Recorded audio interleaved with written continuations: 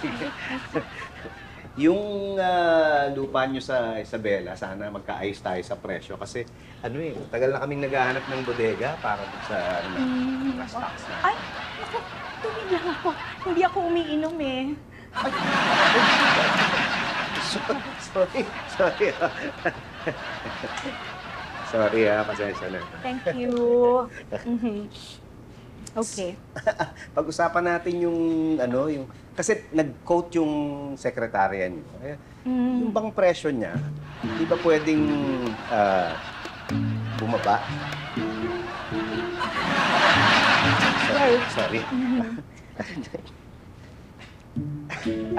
Nasaan na nga tayo? Well, surprise. I guess, mapapag-usapan naman yan. Oo, kasi So, parang...